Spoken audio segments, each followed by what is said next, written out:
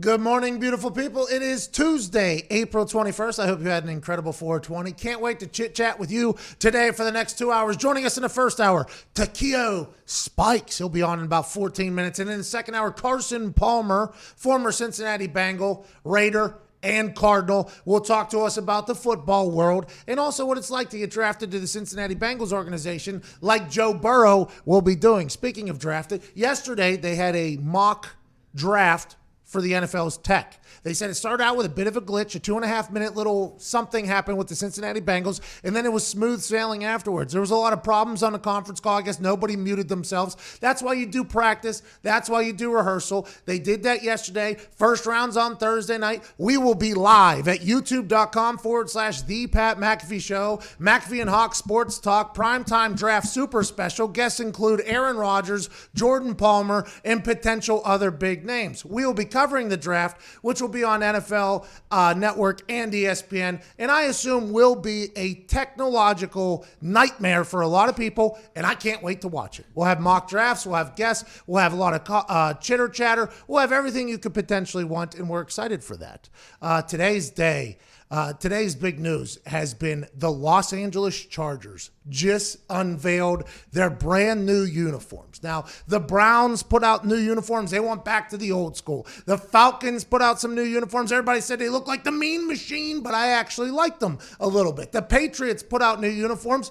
Pretty nice, not that big of a difference. They're going with a little bit of a color rush, and allegedly there's a little bit of a conflict on whether or not the ones that they posted online were the same ones that were sent to their players at their homes. That's neither here nor there. The Los Angeles Rams debuted a new logo. The Patriots introduced a new secondary logo. There's been a lot of turnover this offseason whenever it comes to merch and uniforms, and to be completely honest, the winners thus far in the new uniform game are the Los Angeles Chargers. They debuted this brand new lineup of uniforms. They have powder blue involved. They have the dark blue. They have the color rush all blue, the color rush light blue. They have an all white. The only thing I hate is the yellow pants, but on the pants, that bolt right down the side of the thigh, I think the Los Angeles Chargers, who have prided themselves on dominating uniforms, in their release video, they actually said the franchise that always brings hits, basically. The franchise that always creates bangers of uniforms and bangers of designs has done it again. And they even tweeted, "Told you," as the caption of their Twitter of the release of this uniform, because they had been hyping it up so much. They knew that people were going to love it. They knew that they hit a home run. And I'm going to be honest, I agree. I love the bolts on the shoulders. I love the bolt down the thigh and on the helmet, the number. It's kind of old school with like a blue collar type look with an incredible design. It's simple yet sophisticated. Will this help them win games with Tyrod Taylor at quarterback? Will this help them win over some fans? I think so. I think this is a great first step. There's been a lot of duds in this uniform reveal. There's been a lot of people saying that looks stupid, the overhype, you shouldn't have changed anything. But the overall reaction of this Chargers uniform debut has been relatively positive. And that does not happen with the Chargers because the Chargers are just a team that they win games, they have dope uniforms, they just don't have a lot of fans, and it doesn't make any sense to any of us. We talked about their stadium in San Diego, how it was a hellhole immediately before we got on the air.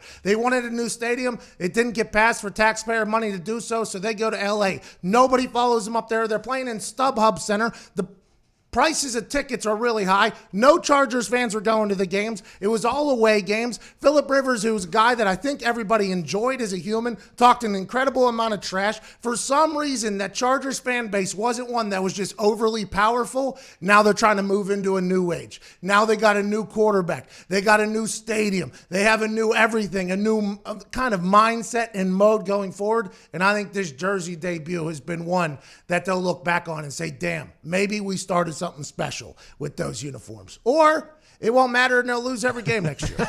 All these things are possible. It means absolutely nothing, but this is a jersey I think people would buy and say, you know what, I feel good about actually buying that jersey. Yeah, I mean, it's super clean look. And for someone who roots for a team with yellow pants, I think you'll come around on it. I think when you see him in person, you'll come around on it. I played at West Virginia, and we had a lot of those colors.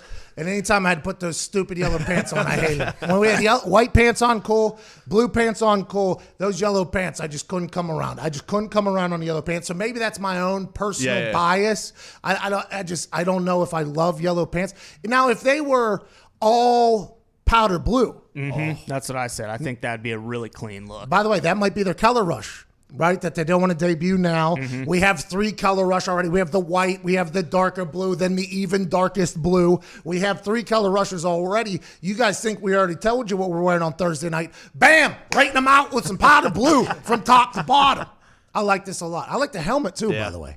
I like the old school number on the side. I like the lightning bolt across the top. I think this was a win. And by the way, I think Tom Telesco's virtual draft setup, also a win. He has a ping pong table 4 feet in front of him just in case he starts getting bored and needs to Forrest Gump that thing a little bit. I like that. I like what the Chargers are doing. Now, what will they do with pick 6? Nobody knows. But that's what our job is, to tell you our guesses and our projections. And that comes off of knowledge of absolutely nothing, because nobody knows a single thing about what's going to happen in the draft, and nobody knows what's going to happen on today's show. But we should get started. Evan Foxy, please play some Chase Rice. It's the perfect occasion for a little vacation from the heart of the nation. Not your medication, 2 hours of magic. Let's give it a go.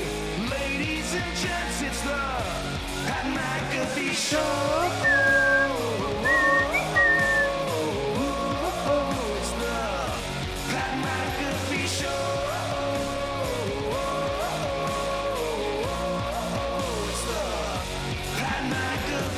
You're damn right it is Chase Rice. I'm joined by all the boys. World News. Nick, how's it going, pal? Good, man. Those Chargers unis, I like how they just took all the blues. Doesn't matter. Yeah. We're taking all blues. Royal blue, it's theirs. Powder blue, baby blue, it's all theirs. Dark blue, navy blue. You got it. By the way, what color's your team? We're blue. Which blue? All of them. All of them. Go Chargers. Go Chargers. Somebody tweeted that seems like they're better at jerseys than relocations or something along those lines. That's true. Yeah, I don't think relocations ever work. Well, Baltimore. Okay, Baltimore. Now, granted, Indianapolis left Baltimore, and then Baltimore took Cleveland, and then that worked for both teams, actually. So maybe what I just said was completely wrong. I think relocations do work.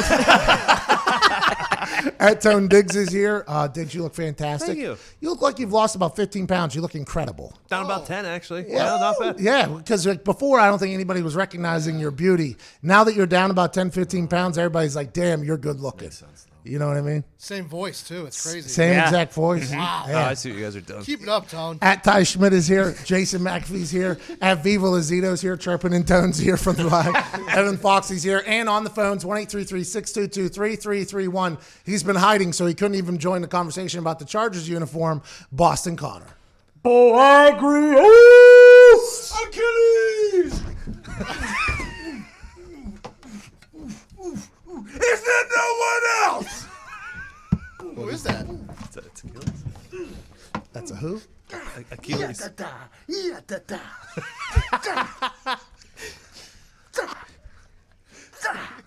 My headset came out of the speakers. I can't hear a thing.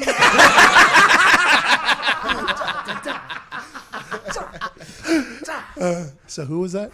Achilles. Oh, see, I don't know. I don't know who that is. I didn't see the movie. That was who you weren't you that one time for Halloween? Yeah, You yeah. Is that your entire outfit right It there? might be, you know. Connor just went into Nick's house and stole his entire. What is the yatata? Can you hear us through the metal? I got you now. We're back. A lot of people said yesterday's glasses on top of the glasses could not be defeated, and here you are with a Greek god. I respect it. I mean, you have to come up strong. You know, I'm gonna come as a demigod if you go with double glasses. Is that is that a real sword or no? Yeah, I cut myself on my hand right before this. I'd show it, but I don't want to get any violations. Where- Bleeding all over the place. Where were you hiding? In that back corner back there? Yeah, back in the battle room. I had to take the elevator up. You know how it is in the Coliseum. Different movie, but Yeah, that's Gladiator, right? Yeah. I have seen that one. He was not Gladiator. No. No. Well, in a way, I was. Was Achilles a gladiator? Kinda. Not in the traditional sense of the word. He tried his best. Any good phone calls today? Oh yeah, a ton of them. Caleb. He's so tired. Do you hear him? I am tired. He My is legs so are killing tired. me. What'd you say? Yatta-ta-ta a couple times with your sword? Trying to get in the mind of my opponent here. He had no idea what I was saying. All right, let's move on. I appreciate your effort there, Connor. Yesterday's going to be tough to top, just like the day before that was tough to top. And today you were a demigod. I mean, I don't know when you're going to run out of ideas, but I'm pumped to see you kind of continue to evolve back here. Yeah, it's gonna get bad, and people are really gonna turn on me. It'll be fun. Okay, let's talk about people turning on people. We wondered whenever Tom Brady was a free agent where he was going to go. Wherever he landed was instantly going to become a contender if they weren't a contender already. The thought was maybe the San Francisco 49ers. That's a winning organization. The thought was maybe he would end up with the Indianapolis Colts at one point. He even wanted to be there. Indianapolis, city of Indianapolis, loves its Colts, would do absolutely anything for them to win. Los Angeles Chargers were potentially going to land Tom Brady. Now they got great brand new jerseys, but I'm not 100% sure Los Angeles would have been all in on Chargers, but Los Angeles would have been all in on Tom Brady, which is all that matters. He ended up at Tampa. Oh, Tampa Bay, was a scene that nobody could have predicted out of a movie of Tom Brady's life. Kind of came out of nowhere. The Tampa Bay Buccaneers with Bruce Arians and all the boys down there who have Jameis Winston as a free agent land Tom Brady. How the hell did they do that? Then you hear about the night before meeting with Derek Jeter, Bill Gates, and the owner of the Tampa Bay Lightning, and how they want to reinvigorate the entire city of Tampa, basically. They're going to have Tom Town in their TB12 treatments. Bill Gates is going to invest a bunch of money. Derek Jeter's letting them live in St. Petersburg with no backyard, which leads us to this point. Nobody knew how Tampa Bay would handle Tom Brady. We knew that their ticket sales went up and the merch was through the roof and they were all in on the Tampa Bay Buccaneers again. But what about the city of Tampa Bay? Is Tampa Bay ready to be an elite football team once again? Is Tampa Bay ready to dive back into the John Gruden and Tony Dungy era whenever they were winning football games and Mike Allstott was running people over? Was Tampa Bay ready for it? Tom Brady said the more and more he thought about, the more people he talked to, he knew that Tampa Bay was the fit. But here we are in the middle of a quarantine. And the man who's the greatest of all time, and the man who loves going to work, and on Howard Stern basically showcased his work ethic and how hard he just wants to keep being at it and how every single day he can get better. He moved to Tampa Bay in the middle of a quarantine. And he moved into a house that was 30,000 square feet but had no yard. So a lot of us wondered, is he going to be playing catch in his house? Is he going to be in the lobby of Derek Jeter's St. Petersburg playing catch with the kids, with Jack? Is he going to have Antonio Brown drive up from Hollywood, Florida and play catch in his front living room? The one you're not allowed in normally? Has that turned into a red zone? No, he was going to a park. Tom Brady was working out at a park. And what happened when Tom Brady was working out at a park, he was working out alone, by the way, away from all the glitz and glamour, away from all the cameras. Tom Brady said, what you do in the dark will come to the light. The champion is found whenever there's no cameras on. Tom Brady was going to work in the middle of a park in Tampa Bay. And Tampa Bay park officers go up to Tom Brady, see him getting his workout in, could probably tell by the way he was running, if I had to guess, if they had any sense of the NFL, and told him, get the hell out of here. You cannot be working out in the middle of Tampa Bay. And I ask you this question. I understand it's a quarantine, and I understand you got a job to do, but you think Tom Brady in Boston would ever have this problem? No way. Nope. Those cops would walk up and say, hey, you can do whatever you want in the park. I'll park the car and watch you in the park. That's how smart cops do it. That's what would have happened in Boston. In Indianapolis, same thing, by the way. Is that Tom Brady? Oh. Well, should we go tell him to leave? Indianapolis cops are like, leave? Get your camera out. Start recording this thing. Tampa Bay, I respect what they did. Especially with how everybody's talking about Florida being a bunch of idiots because everybody's going on the beach. I respect that Tampa Bay took a stand and said, listen, our state is being falsely judged for not taking this quarantine serious. Look what we just did to the greatest of all time. You cannot get better because if you get better, it might be good for our city, but it's not great for the safety of our citizens because there's a rampant invisible enemy that's running through everybody's faces. So get your ass out of the park, go back to the 30,000 square foot St. Petersburg, and I don't want to hear another word from you, Tampa Bay. That's what happened. Tom learned last night that it's tough to build a winning culture. Boston, Indy, Pittsburgh, Baltimore, these cities, they would have built a park for Tom to practice in. Probably would have built a bubble. There probably would have been a cop out there who would be like, hey, Tom, I got you. And they would have got their little blowout, and they would have built a bubble to go around Tom Brady. Just wait a couple more hours. Putting a bubble around. It would have been a biodome. It would have been Tom, Weasel, and that other guy in a football biodome in a lot of places. In Boston, I know they would have done it. Oh, yeah. They probably would have sent out ventilators and nurses to Tom saying, hey, just in case that son of a bitch COVID-19 comes into your workout, we got ventilators for you right now, however you need, because we know you're an old, so we know that you're potentially susceptible to it. That's what would have happened there. Tampa, they're just not ready for it yet. No. They're just not ready for it. Lot to learn. Hey, they will, though. Wait until they're all eating avocado ice cream. Those Parks and Rec officers are going to be eating avocado ice cream. They're going to be running sprints in that park in no time, looking for pliability in TB12. They don't even know it yet. It's going to take 1 or 2 years. Tom's going to turn around that entire city to become a competitive winning one. We have to get to a break because we've got Takeo Spikes coming on the other side. Cannot wait to talk to him. He hosts a podcast called Behind the Mask with a guy named King Tut Reyes. Right? Yeah. What's his name? Tutankhamun. Tutankhamun Reyes is his co-host. Tutankhamun is the name of King Tut. Is that accurate? Yep. Close. I might be Basically. off a You little bit. can't say these things in the pre-show telling me who I'm talking to and then just completely back off. No, them. I know that I said it much better out there because it's not in front of me right now. Okay. We'll be back on the other side with Takeo Spikes. 12-year, no. Was it 12 years? 15. 15 years in the NFL. 12-year captain in the NFL. 13. 13-year captain in the NFL. Absolute stud. Met him at an Atlanta Hawks game. Still got that neck. Still ready to go. Takeo Spikes on the other side. This is the Pat McAfee Show.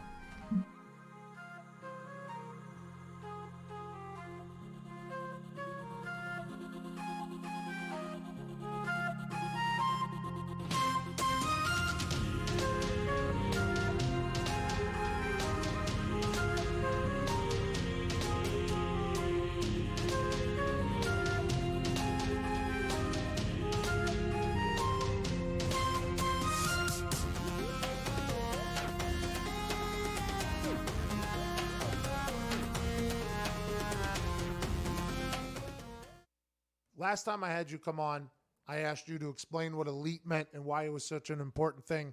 That led into one of the most motivational speeches I've heard in my entire life. I still play it sometimes in the morning while I'm taking a dump if I can't get up and get energized. Okay, I just want to let you know that. Still, you and I wake up together sometimes. So, in the world that we're in right now, what is a message that you would send to somebody who's like, hey, there's people that are out of work right now. There's people that are struggling to get by. What is a good way or a good mindset for those people to have looking forward on how the other side of this will probably be bigger than the situation that we're going through right now? Yeah, I think one of the big things is looking at it through the eyes of there are no problems in this world, only situations. Everybody somehow, some way in this world is being affected by this. Now, there's some people that are being affected more than others, whether that's through the virus or through financial part or through their health or their family. But everybody is being affected by this. Everybody understands this, and everybody's going through it together. But there are no problems. There's only situations. And from a situation creates opportunity.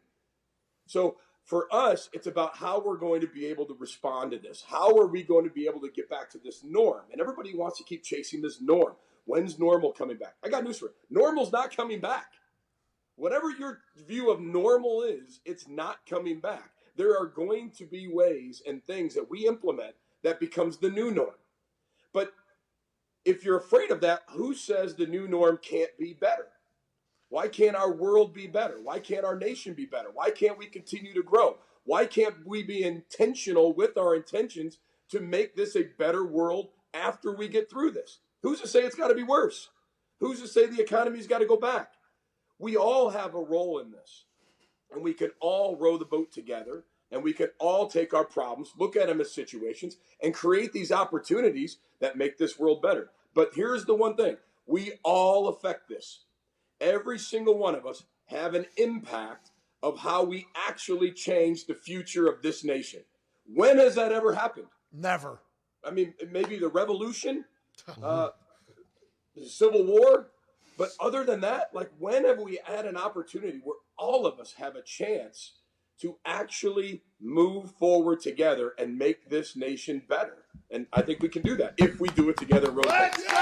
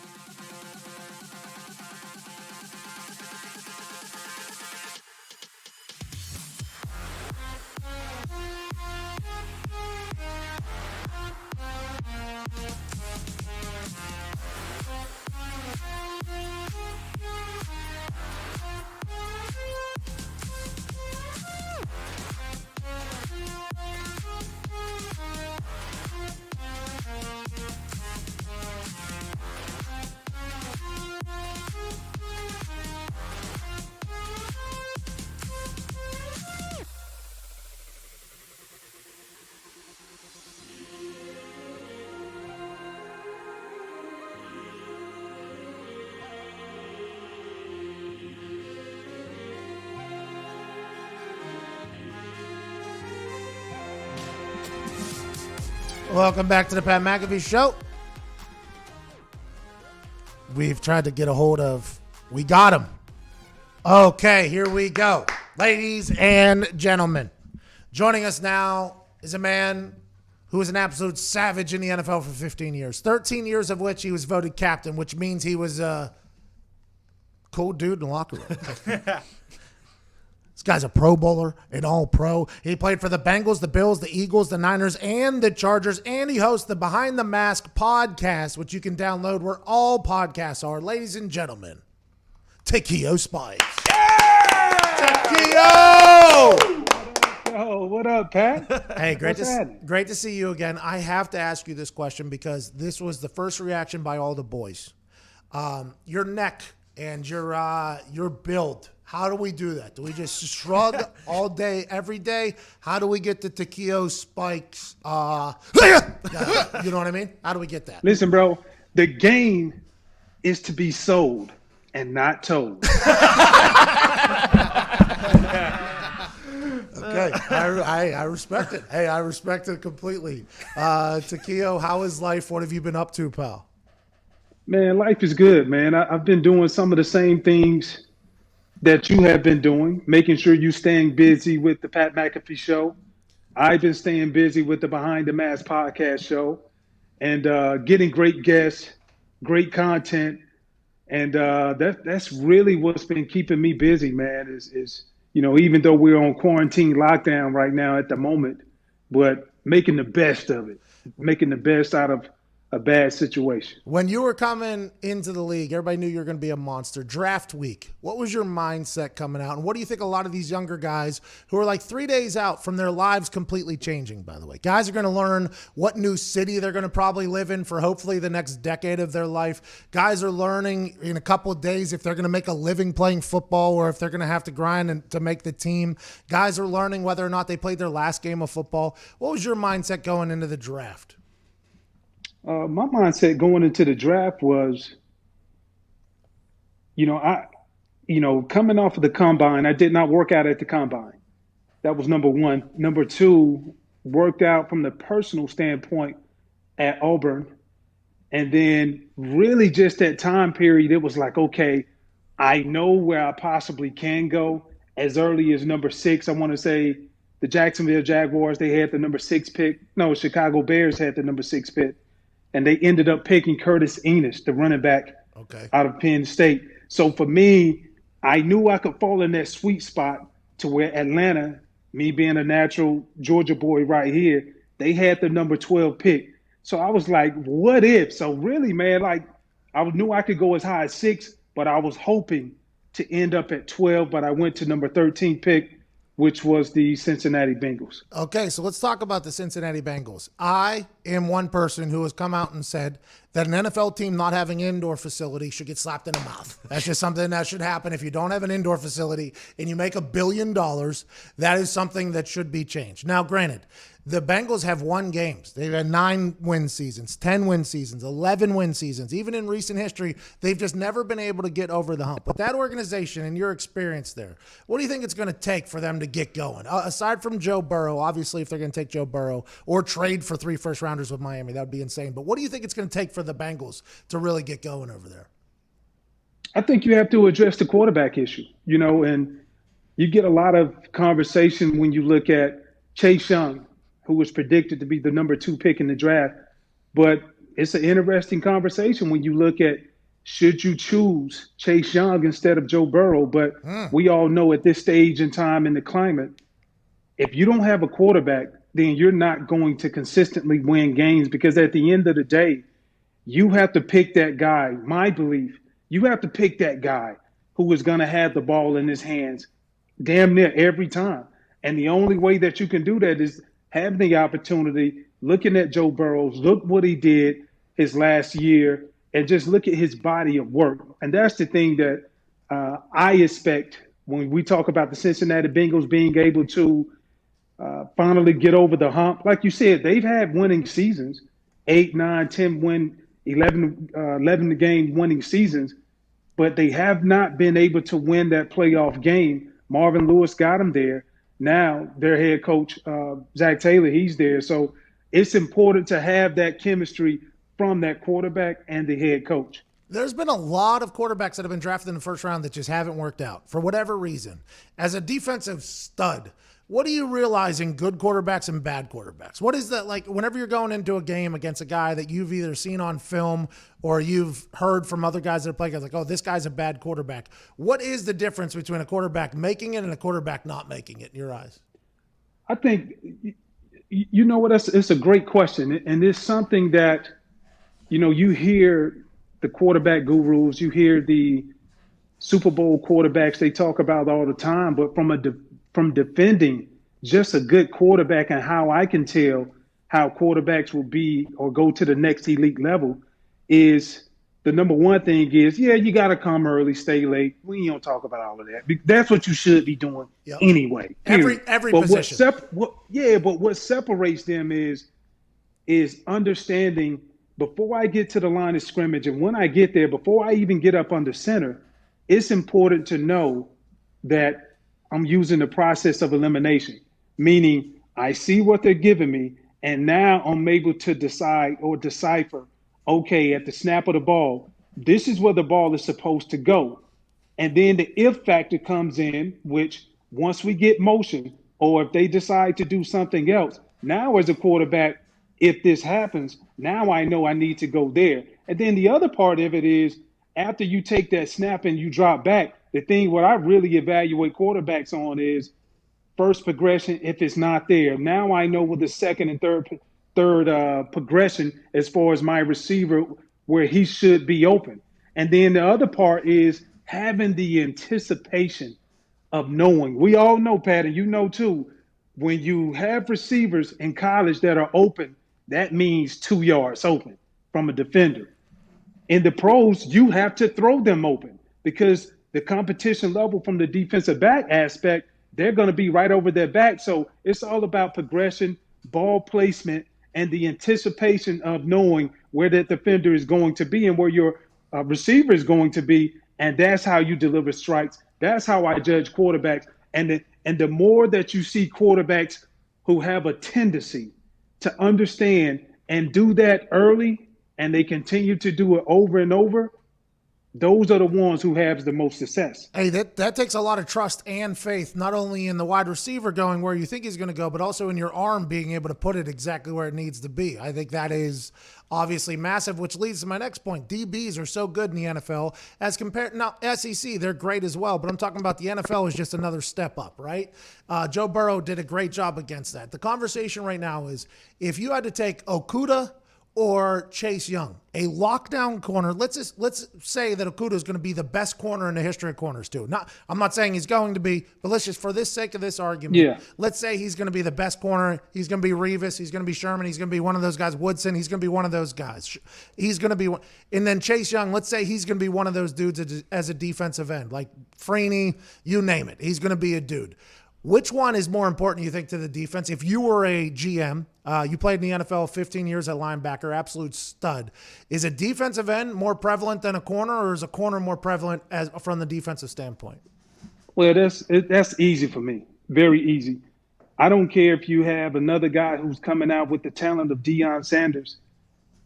It don't matter because if you don't have any pass rush, your cornerback is only as good as your defensive line allows him to be. Okay. And so when we talk about guys who have direct influence, guys who have the opportunity to be able to make those impact plays and be a disruptor, even if you're not making the sack, you're making the play. And so a lot of people don't understand that. And when you look at Chase Young, that's exactly what he brings to the table, being disruptive on the outside. And you look at the possibilities of Chase Young being able to be drafted as the number 1 pick. And I even looked at this. We had Carlos Dunlap on our show, and Carlos Dunlap even talked about he knows that's a position that needs to be addressed from the quarterback just because of he's seen the writing on the wall internally from the Cincinnati Bengals. So when you look at it, I kind of like the idea of Chase Young being the number 1 pick. Now, I personally would go with Joe Burrows, but I'm not mad at either one because this is what I do know. I know they're making some changes on the back end in Cincinnati, but when you have 2 bookends that are able to get after the quarterback and harass the hell out of a quarterback, at the end of the day, it's going to make your average DB on the back end that much better. As a linebacker, I know because I had the opportunity to play on several great defenses.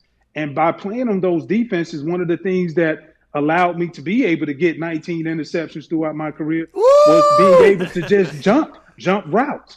And so when you have those defensive guys like that, Pat, I'm telling you, it makes life that much better. So both are very, very important to building franchises. Chase Young, if he went number 1 over Joe Burrow, the world would burn down. The world would burn down. I mean, that hasn't even been discussed. It's a foregone conclusion that Joe Burrow is going to get drafted to the Bengals. Now, the thing that's been sneaking into conversation that we have kind of been like wedging in there, I guess, into the daily conversation is the Miami Dolphins have 3 first-round draft picks to kill. That is so much leverage if you want to make a move at all. You're at number 5, you're at number 16, I think, and 28. I don't know. They have 3. early, middle, late first-round draft picks in 1 year. They have the power to go wherever the hell they want, whenever the hell they want, if they want to. I don't think there's anybody turning down 3 first-round picks if you want to trade up there. If you're the Dolphins, what do you think they're going to end up doing, you think? I think they take advantage of that first round. What they got the number 5 pick, if I'm not mistaken, right? Yep. That's the first one. Yep. I think that number 5 pick, definitely some good quarterbacks. For whatever reason, I do feel in my gut, depending on the physical of Tua coming out of Alabama with his hip, that may be a possibility for those guys to go. Hey, he's been tanking this week. Tua's name, by all accounts, and I think it's because that there's no in-person visits. There's no doctor visits at this point. Normally, like a week and a half before the draft, there's some teams that make last-minute trips with their medical and stuff like that. Tua's name, I guess. And now this is just if you listen to the people who allegedly have contacts and sources on television. They're saying like Tua is a guy that nobody's thinking is going to take early because they think it would be irresponsible with his medical history. I guess he's going to fall. I don't see it. It doesn't make any sense to me, but I guess a lot of people are saying that. Yeah, you're saying a lot of people are saying that he's going to continue to fall because of his medical history, right? Yeah. Yeah, I think he could be a great steal in the draft, just depending on – I remember back in the day, I look at hip injuries, in particular his. I look at – back in the day, we look at Bo Jackson. We look at several other guys who sustained those type of injuries. And when it happened to the guys, they didn't come back and play. Now, the first guy who I know who came back from a fractured hip was Deion Grant, second-round draft pick out of the Carolina Panthers. He went on to play 13, 14 years in the NFL and won a Super Bowl title with the New York Giants in his last year. And so when I see these type of things, it's like, well, there is a possibility knowing that medicine has became much further. Now, the beautiful thing about the Miami Dolphins is they have leverage. And like you said, 3 first-round picks, you still can leverage the second and third pick and still get a good quality guy to address your needs as a team. If I'm Brian Flores, I love the position that he's in. The reason why, because he doesn't have to pick first, second, or third. And I truly think whatever happens within the first 4 picks of the draft, that will really give him clarity on what they would do, whether or not they keep their picks, or you have to look at what New England has always done in the past. They just stockpile picks year after year, and that's how they they good at developing their talent. And when you develop your talent from within, now you don't have to go out and overpay a super high premium for free agent guys, which puts you in a salary cap bind. There's only been a couple teams that have been able to build from within. It's all the great teams, basically. Packers, Green Bay is one of them. Packers, Steelers, Patriots, all the teams that don't do a lot of trading, but they build from within. It's not easy because you got to have the right coaches that can coach them up and make sure people understand the culture and the system. That's not easy. Taquillo, last question before we let you go, and we can't thank you enough for your time. Who's somebody you hated tackling? All right, so my hardest years in the league. Let me give you some perspective on this. What was your neck size, too? I'd like to hear what your neck size was at that time as well. Listen, this is the reason why I had to have the neck size as big as it is now. So when I came into the league, bro, you got to understand the guys who I went and competed against week after week, AFC North, or it was the AFC Central back then, Jerome Bettis. Oh, wheels Corey on the Dillon. bus go round and round. Corey Dillon, well, he was on my team, so I had to face him every day in practice. Jamal Lewis, Priest Holmes on the same team. Oh, I remember that. A Fred Taylor. Jacksonville. And then you look at Tennessee after they did the realignment, you had Eddie George.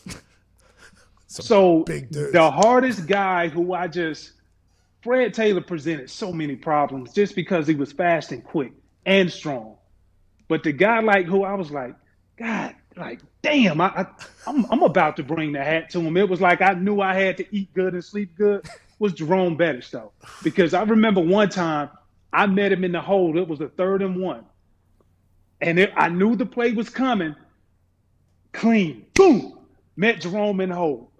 I hit him so hard, it knocked me back. He got knocked back. And then I jumped on him again and tackled him, and it was for a 2-yard gain. And he got up and looked at me. He was like, "Ooh, you didn't know the big boy could move like that." That's awesome. Ladies and gentlemen, All-Pro, 15-year NFL vet, host of Behind the Mask, the podcast that is available now, Takeo Spikes. You're the man, Takeo. Thank you, man. That was awesome. That was absolutely awesome. Ooh, you didn't know the big boy could move like that. He could. How about it? He was a nimble Clydesdale now. Mm-hmm. That guy. So much fun to watch. The Rams had him, right? Didn't they let him go? Yep. Yeah. He was kind of a bum there, right? Wasn't he kind of a bum at the Yeah, Rams? they were using him as like a fullback and draft day trade to the Steelers. Comes in there, Kyler's like, "Listen, pal, we're moving you tailback. You ain't no more halfback, pal. You're going all the way back there, and we're just going to give you the ball on the 2-yard line every single time we get there. You're going to score 700 touchdowns. How's that sound? Deal." The wheels on the bus go round and round, round and round, round and round. That was all. Yeah. Palamalu. It's Palamalu. Palamalu. That entire team, by the way, had songs about them. Like, I know Chicago Bears and the Icky Shuffle and everything back then when the Bears were big. I respect that a lot. But growing up in Pittsburgh, while they're like that, I felt like that was almost like a normal thing. Like whenever people like talk about the Chicago Bears having a lot of local deals and these music videos and stuff like that. In Pittsburgh, that particular team, Slash at quarterback, Hines, the whole that team, man, they were marketed so well. And Jerome Bettis was the guy. Takeo Spike said, I knew I was going to hit him. I hit him as hard as I could, clean, bang. Stumble back, jump on again. And he picked up 2 yards. That's hilarious. The running backs that he just mentioned that he had to go against. Oh, every week. There's a different. I was going to say Jamal Lewis was like 252. Yeah. He ran for 2,000 yards at one day. Yeah. We got to get to a break. 39 minutes after the hour. We'll do some YouTube questions during the break, maybe some phone calls as well. It is Tuesday, April 21st. Hope you're all feeling great. This is the Pat McAfee Show.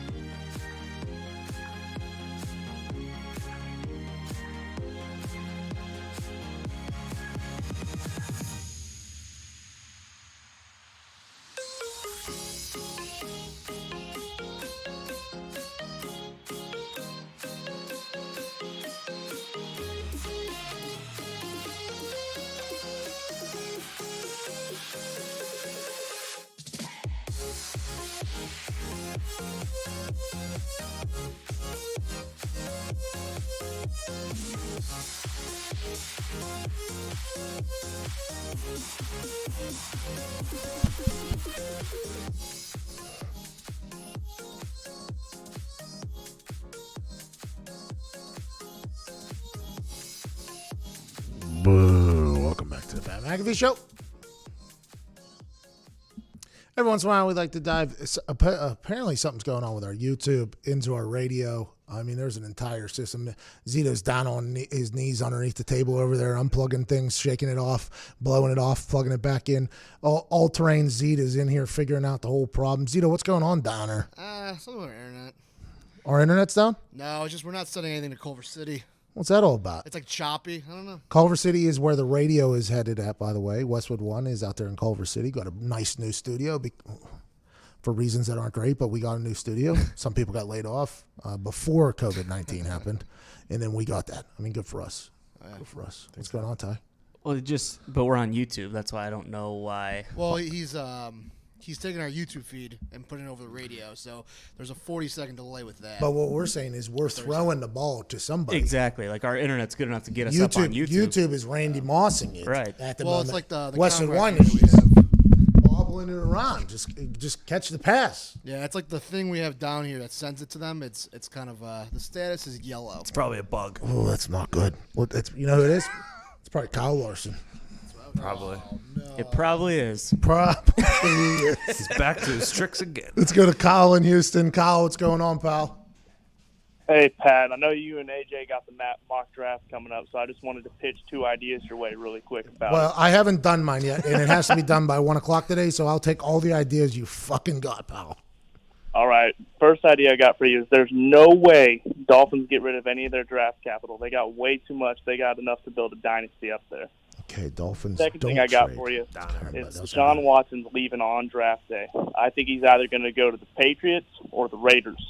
Patriots can't afford him, and the Raiders just paid Marcus Mariota $8 million to be a backup. You think they're going to carry 3 quarterbacks into camp that are all getting paid big money? No, I think they could get Derek Carr out of there.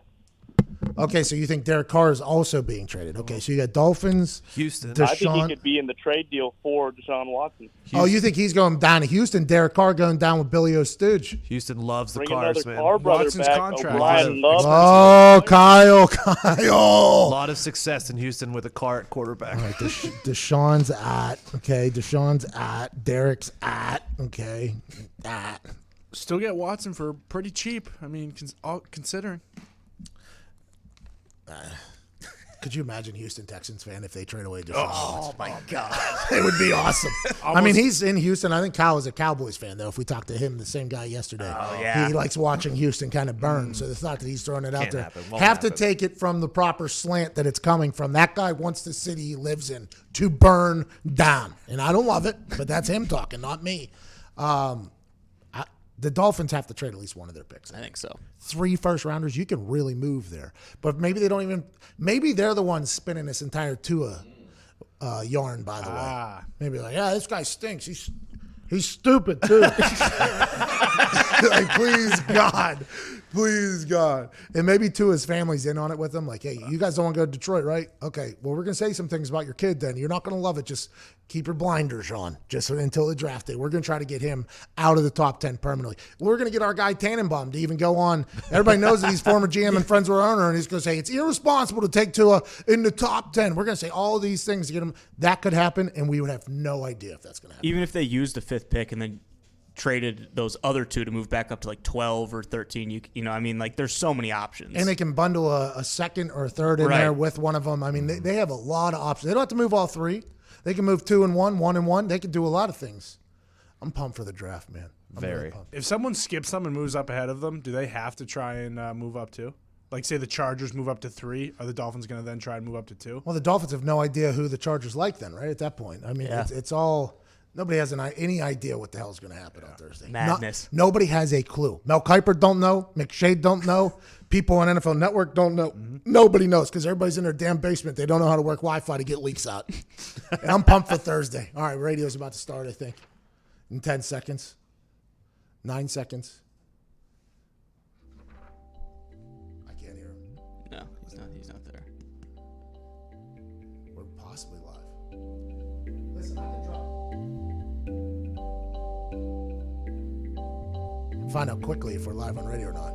One loud. Go ahead, Ty. Everyone needs a great pair of wireless earbuds, and you already know Raycon earbuds start about half the price of any other premium wireless earbuds on the market, and that they sound just as amazing as other top audio brands. Oh, you know. Oh, yeah. I heard that. I heard about that. Yep. Yeah. And you've probably heard that their newest model, the Everyday E25 earbuds, are their best ones yet, with 6 hours of playtime, seamless Bluetooth pairing, more bass, and a more compact design that gives you a nice noise-isolating fit. Raycon's wireless earbuds are so comfortable, perfect for conference calls, video chats, or binging podcasts. And unlike some of your other wireless options, Raycon earbuds are both stylish and discreet with no dangling wires or stems. Oh, yeah. You've heard us talk about how the company was co-founded by Ray J and celebrities like Snoop Dogg, Cardi B, Melissa Etheridge, Brandy, and J.R. Smith are obsessed with Raycons. Now's the time to see what the hype is all about. Get 15% off your order at buyraycon.com/Pat. That's buyraycon.com/Pat for 15% off Raycon wireless earbuds. Buyraycon.com/Pat. Does Lou Holtz like the Raycons? Or? Well, the wireless earbuds don't actually fit in my ear holes. They're kind of a different shape than most people's, but they don't have the dangling wires or stems, which everyone at Notre Dame loves, so... Let's go to Corey in New York City. Thanks, Coach. I'm surprised he didn't work at Brian Kelly. You know? What's going on, Corey? Dangling wires. Oh, yeah. Yeah. Missed opportunities. Those won't come back. I know. Yeah, we'll try next time. Write it down. Write it down, honestly. Jot it down. We probably would have got kicked off the air. Corey in New York, what's going on, bub? Are you just completely locked down over there? I've heard the streets are just like it's a movie over there. Yeah, man, it's like a ghost town. It's pretty wild, but I'm still getting out every day, getting some exercise in, trying to get some fresh air and stay sane. And I appreciate you and the boys helping me through this. Hey, happy to be here, man. Don't let COVID-19, keep you locked down. Absolutely, bud. Hey, quick question. So my fellow Penn State alum, AQ on the pod yesterday, said that he has some good relationships with coaches that he played for before. What's the chances that he links up with BA again down in Tampa Bay and gets old touchdown Tommy to the Super Bowl? Great question, Corey.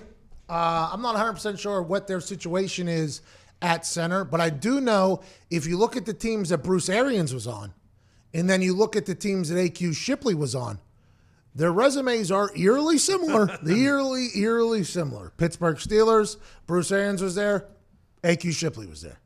Indianapolis Colts, Bruce Arians was here, AQ Shipley was here. Arizona Cardinals, Bruce Arians was there, AQ Shipley was there. Now, granted, AQ was also on the Eagles and the Ravens, which a couple of, that guy's been traded like 13, 14 times or something like that along his career. And that's just something that maybe it's possible. I think him and Bruce know each other well. AQ has not told us anything because he knows that we would spill the beans and potentially ruin any leverage he has with anybody. But I'm assuming Bruce Arians, who I think is a friend of AQ at this point, has probably reached out to him. I'm not sure their need at that position, but AQ, along with a lot of other vets who don't have a Super Bowl, I would assume are trying to get to Tampa Bay. And this is not what AQ has told us. AQ, I don't let Vinatieri tell me anything about his future because I have a big mouth and I will not save it. I do not let AQ tell me anything because if it's in there, whenever I'm talking, just picture my brain is going down a grocery store aisle. Okay. And while I'm talking, I'm just picking things up from my brain that I've heard and seen. Okay. And I have a pretty good Rolodex of things that I've heard and seen. That's why the show does good, because the recall is what some people call superb. But when I'm going down that grocery store, once I start grabbing, if somebody feeds me some information and I'm going down and I'm reaching up to like maybe the top shelf or whatever, and I grab it, it's coming out, and everybody knows that. So that's why I don't ask AQ things. I don't ask Vinatieri things. I text Chris Ballard questions, and I tell him immediately after the text that I send him, I am also on a microphone. Anything you tell me, I will say. That's just how I operate, so I try to have the respect of my friendships, and I don't want to ruin our relationships. But I would assume AQ, much like a lot of other vets, like Clay Matthews, who we talked about on McAfee and Hawk, are trying to potentially get to Tampa Bay, because you follow Tampa Tommy. Even though Tampa Bay isn't ready to win, and they're kicking their quarterback out of a park while he's trying to get ready, Tampa Bay Tom is ready to win at all costs. Do you think when some of these free agents come in, Tom is like sitting in on the meetings with them? I don't know if he's sitting in on the meetings, but I would assume that there was a lot of chatter about him having roster control, right? And I don't think roster control means he gets final edit. I think it means like, hey, if we're going to sign somebody, maybe at center that your hands are going to be in there, we will talk to you about it. We will talk to you about decisions we're going to make. We want your input because you've been at the top of the league for 20 years. I'd assume your brain, along with ours, is also a good one we'd like to hear from. Now, it didn't sound like that was the case in New England. Bill Belichick runs things differently up there, and they've had a lot of success. But I would assume that Bruce Arians, Clyde Christensen, Byron Leftwich, those guys are going to want to hear what Tom Brady has to say. Clyde told us that, who's the quarterback coach down there, in our conversation with him, good friend of mine. That's just is something that they're going to want Tommy. But I don't know if he's signing people, but I assume he's in on the conversation where they're like, let's move past that guy. Mm-hmm. Or, I would love that guy. Or I watch that guy play against our team. I like that guy a lot. Or, hey, I played against this guy who was a safety or a defense. He was very tough for me. Let's bring him in. That's why I think having Tom in your building is so vital, because the dude knows things that, a large majority of humans, aside from who? Peyton, Drew Brees, Aaron. Aside from that, I don't know how many other people know the modern era of football as well as those guys do. I guess Bruce Arians would be a guy that does. Andy Reid does. But there's only a few people like, hey, if we can get that brain in here, let's go ahead and get it in here. The Chiefs, I guess, are moving up to get another weapon. It's insane. It's absolutely insane. They got a track team over there. If they get Henry Ruggs, they'll have an actual track team. Like, they could potentially be our United States 4x1 team. Tyree will close it out. McCole Hardman is in there. You get that guy. All they need is a lead off. I'm sure they can find Sammy Watkins ran like a 4.3 at the combine. Yeah, they're all 4.3. They might be able to win the 4x1. I don't know how many countries. If it's maybe Jamaica might get us because of Usain Bolt and boys down there. But I feel like the Kansas City Chiefs 4x1 team is potentially better than 99% of the countries out there. And that has to feel pretty good if you're Andy Reid drawing up plays. Oh, let's give it to our anchor on a deep ball here. I mean, it's just stupid. Just Andy Reid on that dry erase board. I see him just like, we need one more to complete our 4x1. We need one more. Get him in there. He'll just run a go, drag, Kelsey. Here we go. Patrick Mahomes extends the play. I mean, it's unbelievable. Should we throw it short? We have Mahomes. Yeah. What did he say? Dash was the play that he wanted to call? Was it fork? Was it the fork out? Yeah, but what was the name of the call? I think it was Dash. Do we have time for Dash? I think that was the name of the call. That sounds right. But it's in the GM's. He has a sign behind him at his house that says, "Do we have time?" It's like the Philly thing. Yeah. That's their Philly thing. Is him calling that play to Tyree on the double move against the safety, which was what, a 50-yard throw off his down. back foot. He took the snap and sprinted backwards and then just threw it off his back foot as hard as he could to win. It's the thing that makes him great. He just backpedals until someone comes open. Bro, he looks like Steve Young back in the day. All right, we're back on the other side. This is a stupid show, the Pat McAfee Show.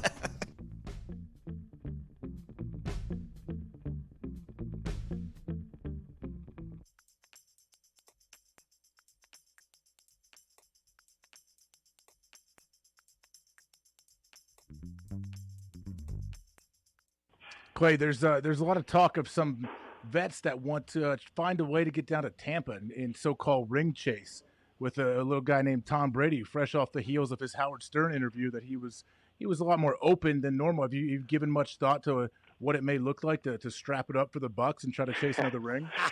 Hey, I'm not going to lie to you. That crossed my mind. I thought. I think football is a little more difficult to ring chase. I mean, I know where you're going with this, but ultimately, his track record says that the Bucs, should be the team to beat in the NFC. So we'll see if there's any interest. I know they've got a stud out there rushing off the edge, but like we talked about earlier, we're just sitting tight, and hopefully something comes about with a quarterback in the likes, or in the same ballpark as Tom, and we can make another run at this. How does that process go, Clay? Your agent will say, hey, here's some teams that are interested, because you're at a whole different stage now. You said it, you're later in your career. You're going to find a good situation, a winning situation. And I think you were going to say while you were answering, and you didn't say it, you held back, which was smart, obviously, because you're doing a shitty contract is what you said. But you were going to say, how does that process look? Your agent will be like, hey, here are some teams we've got interest from. Here are the pros. Here are the cons of each team. Is that how that whole thing will go? Is it more of like a field base? I think it's. I think first and foremost, the first thing you realize in free agency is all 31 teams are intrigued. They're intrigued with you, but that means nothing. The reality is what team is willing to make an offer. And then once you have an offer on the table, or you agree to, a price you're comfortable with before signing on the dotted line, at least for me, I speak with my father, who's, obviously played in the league and had, some success doing so. I speak with my wife, people close to me, just to, see if it's the right move, because, I would say deep down I know what the right decision is, but I want to get the input of the people closest to me, who are going to be a part of this. I mean, because, my wife picks up the slack during the season with the 3 kids, and, she's up in the middle of the night with the kids, taking them to school, and if we were to go to a new city or state, with no friends or anything along the lines, it makes it more difficult for her. And you got to look at the quality of life and living. And AJ, I know you went to Cincinnati, after Green Bay, and I have to think, a large part of that was to be closer to home, growing up in Columbus, right? Dublin, somewhere around there. Yeah. They stink. Don't go to Cincinnati, Clay. Well, I was speaking on behalf of AJ. But, okay. Okay.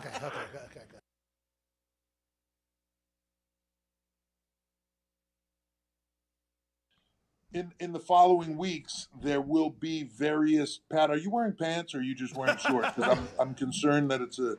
All right, you have shorts on.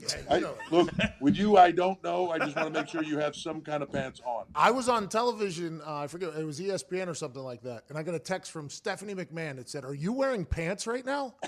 And it was jeans. I was wearing jeans. And she was almost like offended that I was wearing jeans. She was like, I thought you only wear jorts. I was like, so that's on me. I didn't even know that you owned long pants, actually. It was cold. I was soft. I had to put the pants on. That's on me. But next couple of weeks. There's a joke there, but it's a family show. It's not, actually, but yeah, I got you. Yeah. Let's get it. Let's go. Dream house is a tour bus. Scream loud that you knew us. Deep down, I'm the new plug. You ain't about to get too dust. Pete's frown when they crew scrubs. Sweet sound from the two subs. Beats loud as a move, bruh. Leave the crowd like, ooh, what? Long hair on the big thigh. 210s, both sitting shoddy. Cracking fits, start getting rowdy. Blowing nose, looking like an Audi. It's Uncle Sam without the taxes. Crowd stands up, I keep them loud. I made this beat, you hear it smacking? Who is 30? Hand me a napkin. You probably wasn't expecting this. What expected this?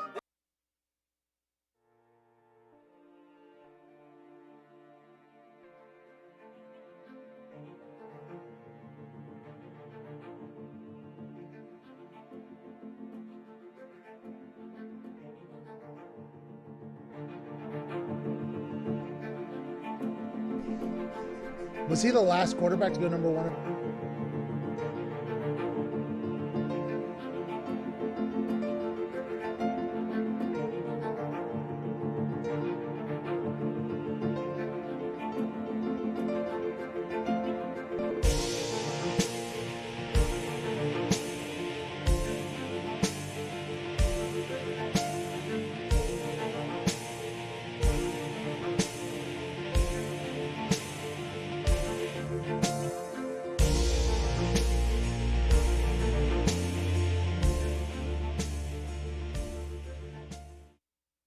It's the perfect occasion for mental vacation from the heart of the nation. Not a young medication, 2 hours of magic. Let's give it a go. Ladies and gents, it's the Pat McAfee Show. It's the Pat McAfee Show.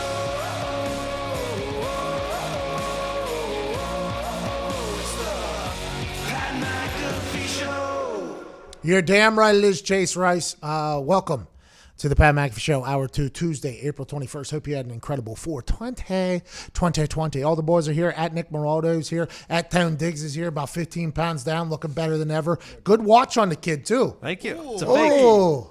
Show it off. It's a fake. I bought it in New York.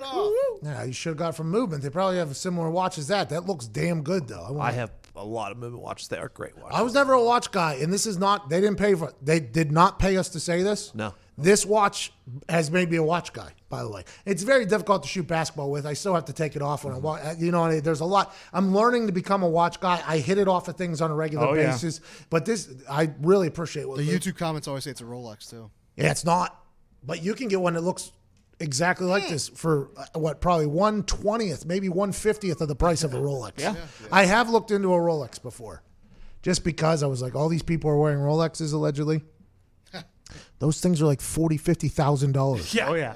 Who's buying that? Isn't that the WWE thing? Yeah, Like, that's when I started all looking those into guys it. have like Yeah, because whenever I went and got my lady's engagement ring or whatever, the jeweler that I went to had an entire Rolex section as well. And at the WWE, everybody has Rolexes. You know, everybody Rolex wearing, kiss stealing, you know, the whole thing. So I went over. I was like, oh, let me go check out a Rolex. Maybe I'll just show up at one of these things with a Rolex, you know, and everybody would be like, ooh, you know. And I went over to the Rolex section. They were like $45,000. I was like, oh yeah, I'm gonna go ahead and get them out of here. I was like, they're like, yeah, but it's top of the line and it never diminishes in quality or anything like that. I was like, oh, that's nice. I'll go buy a car. I'd rather buy a car instead. Yeah. And hopefully give it to Zito so the guy doesn't have to walk his. He's got a brand new car, by the way. Viva La Zito's living a whole new life right now. Got heated seats on the way in this morning at Viva La Zito. You feeling good? Yeah, shout out Ray Skillman Chevy.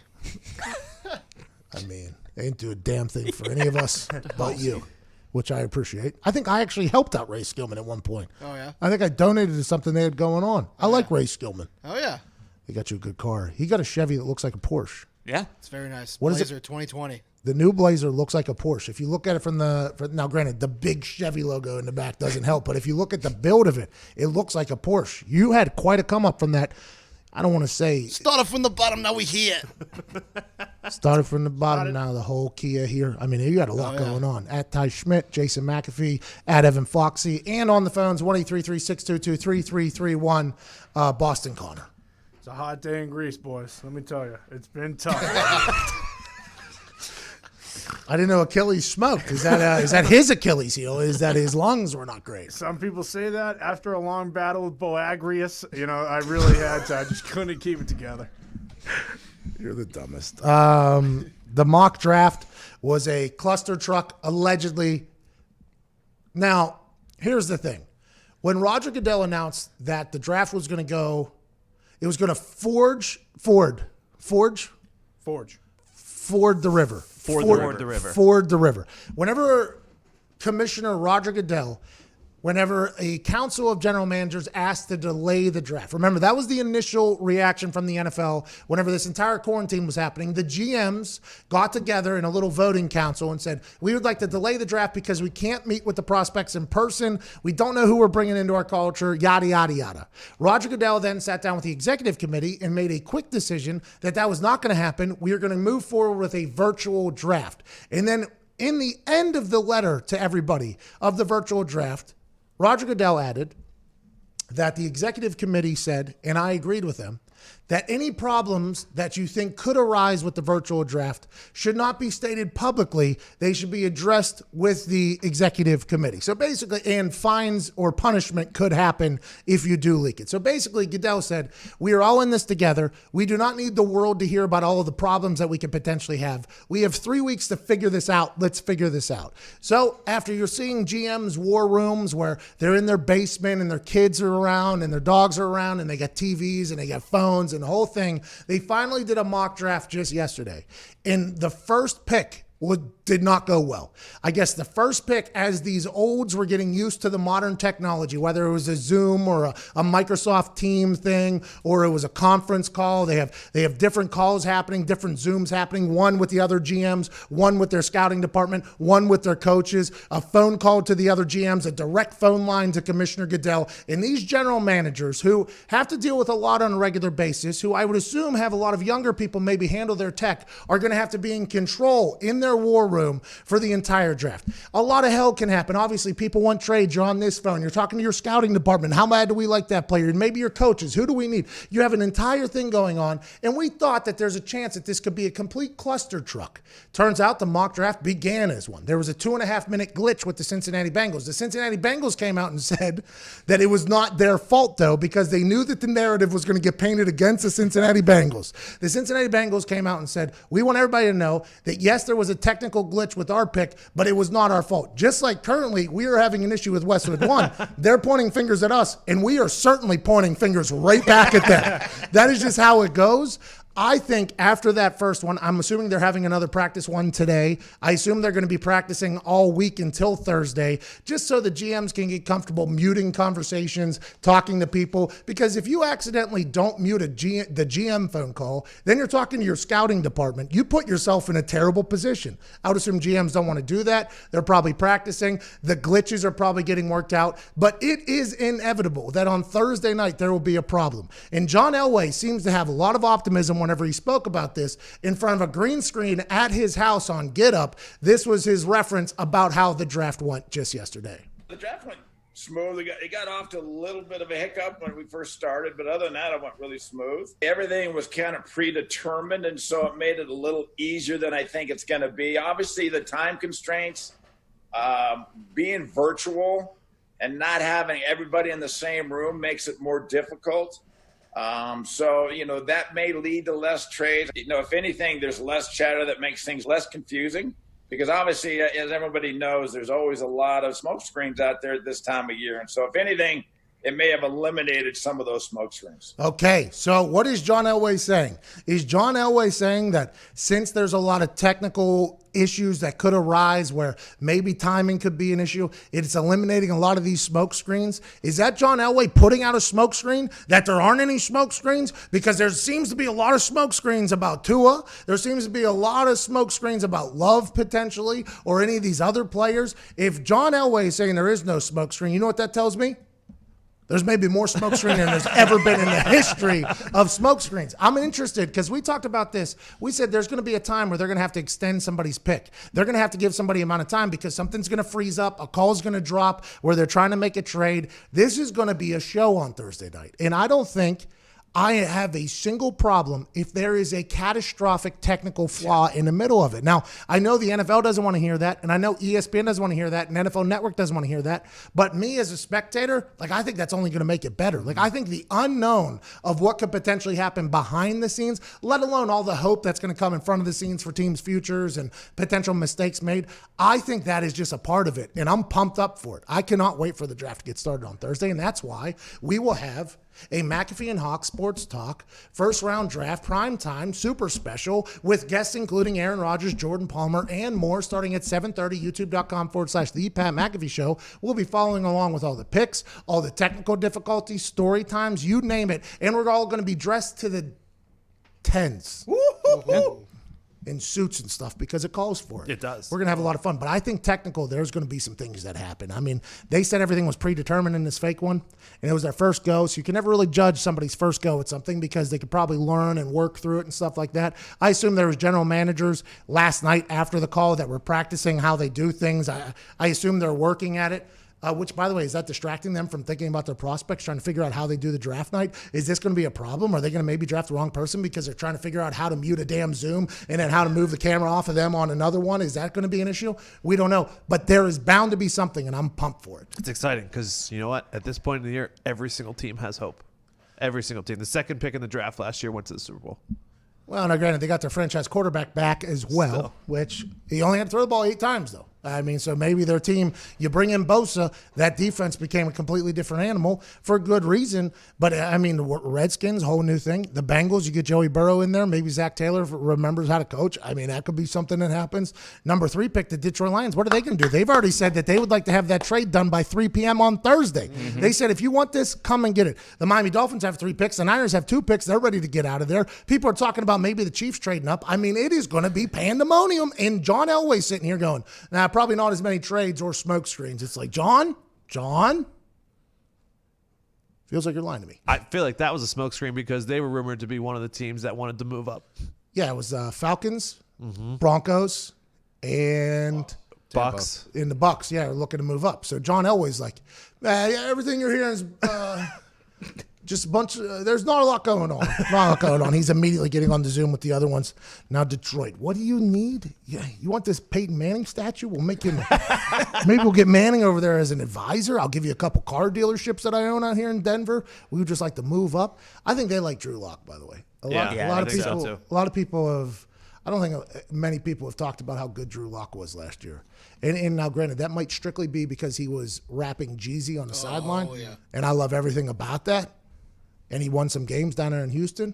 But I think their future's being built around him. And hopefully Von Miller beats COVID-19, obviously. Yeah, plus, I mean, he showed a lot of talent last year. Plus, he was an early second-round pick, so I don't think you just... What's John Elway lying to us about? Everything.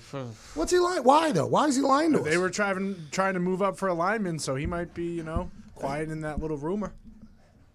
So that's what I'm saying. So he's putting up a smoke screen about smoke screens not happening. Can't trust anyone. Classic Elway. Can't do it. John, got to get to a break.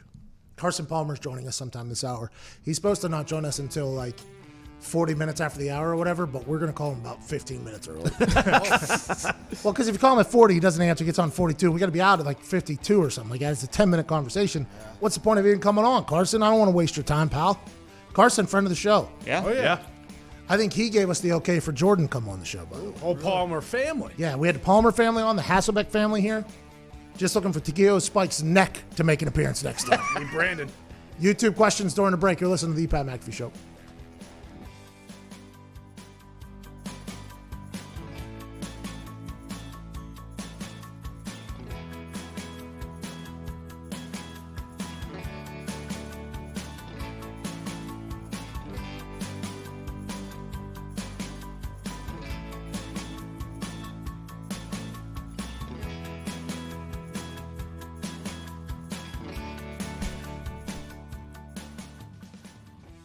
We don't know if we're clear on the radio or not.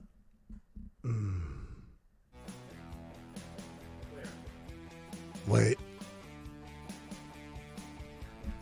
Fuck it. Welcome to the Pat McAfee Show commercial break. Oh, there it is. Oh, man. He just immediately after I said it. every once in a while we like to dive deep into the annals of the most beautiful place on the internet, the YouTube comment section for YouTube question.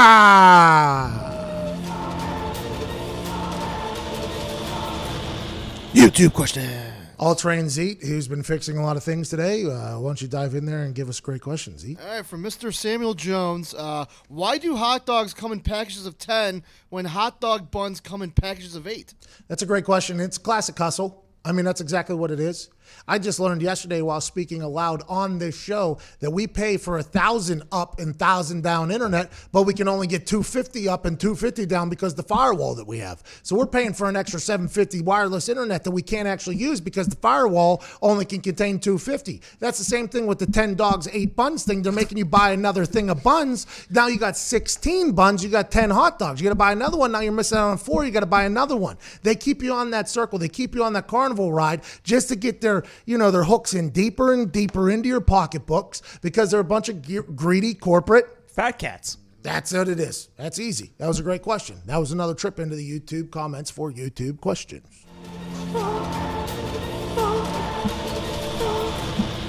YouTube questions.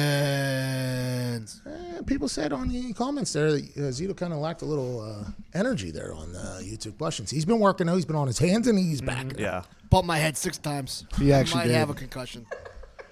Might help. When it's sometimes, they say don't fix something that ain't broke. Mm-hmm. If it ain't broke, don't fix it. That's what they say about the wheel. No, I think the original wheel was potentially broken. Because it had octagon. Yeah, it had a crack in it too. Yeah, they had a stop sign rolling. It was a wheel, a little bumpy. Hexagon? Yeah, it was. Yeah, hexagon. Or is it a pentagon? Hex is 6, right? Yes. And then an oct would be 8, which is the stop sign. I believe is a octagon. Correct. Which is also where the human cockfighters go to fight each other. Mm-hmm. You see that? Geometry show. It all comes together. You see what we did there? Like the wheel. But what I'm saying, exactly, goes round and round. Like the wheels on the bus. Let's go to Josh up there in Detroit. Josh, what's going on? Is Foxy a good representative of your state and city? Nice. Oh, yeah, I think so. Thank you, Josh. He's very handsome. He's got a good jumper, and the lines stink. What do you want to talk about? Elitist. So I got a trade situation for you, Pat, for this draft coming up. Okay. Now, stick with me. It's between San Francisco, Miami, and it helps them all out. Okay. So Miami sends their 26 second-round picks to San Francisco in return for the 13th and 31st. And then Detroit trades Miami their third-round pick, their number 3 pick for Miami's 5, 18, and 31st pick. Josh, you lost me. We got to get back to radio. He said a 26 and a second for a 13th and a 31st. All the seconds. All the seconds, I think, is what he meant. Miami but has 2 seconds. That just doesn't. Who fucking cares, Josh? Straight away. That's too much. That's a lot of picks moving around. You think that's going to happen on a Zoom call? Maybe. Maybe Josh is right. Radio's back in 3 seconds.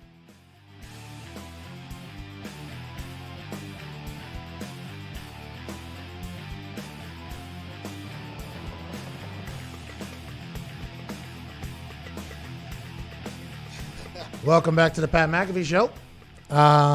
Just had a great call during the break who set up a 15-pick trade. I believe it was a 15-pick trade. Yeah. I mean, I respect what he's done. We don't have a dry erase board big enough here, and he kind of lost me. But he's probably going to be right. By the way, it's probably going to happen, and he'll call back. He'll call back next week and let us know. Let's get to the phone calls here. Let's go to Caleb down there in Pittsburgh. Caleb, what's going on, pal? Pat, how's it going, brother? Not too bad, Caleb. What part of Pittsburgh are you living in? So I'm actually where the unit Hartung's from in Butler, Pennsylvania. Oh, up there. There's a 400-pound. You guys got a 400-pound offensive lineman who's benching like 650 or something up there. Yeah, they were talking about it on the pod last night. I went to high school with him, and I'm about 6 foot 140, and I thought I was going to get run over a few times in the hallway. They're calling him Big Rick. Was that about Hartung? Or was Yeah, that was Hartung. Okay, I thought there was another one. No. He did have a brother that was very athletic. Did not look anything. There was a kid in northern Pittsburgh, I guess, is the super North Hills of Pittsburgh, in Butler. His name was Nate Hartung. He was a 400-pound man who played basketball in offensive line against a bunch of little whites in Pittsburgh. And I'll tell you what, he dominated folks in all Built things. like Butterbean. He was a Mormon, too. Ended up at BYU. Who knows what he's up to now? Probably saving the world. What do you want to talk about, Caleb? So I actually went to Cal, PA, where your former teammate, Dewey McDonald, went. I love Dewey. And who the Stooges of Detroit let Paul Butler go back to the Raiders for as well. And I want to talk about D2 players because we got a bunch of kids, Lamont McFadder from Cal PA and a few other kids. Caleb, we can't do it. We can't do it. Caleb, I cannot have that Bush League bullshit on the show. Okay? I can't do it. We don't even know if SEC guys are going to hit. We can't start projecting Division II football players for the draft, Caleb. Okay? Can't do it. Won't do it. I respect your passion. I respect California. University of Pennsylvania had plenty of soccer tournaments up there. Actually partied up there a couple of times. I love Dewey McDonald. I love Cal PA. But I just can't have that on the show. Can't do it. Won't do it. What did that guy think he was going to do? Break down the entire Division II football? I don't know. Dewey McDonald, such a great name, too. Dewey was the best. Dewey Don. I love Dewey. I really did love Dewey. Dewey Donald. McDonald. Dewey McDonald.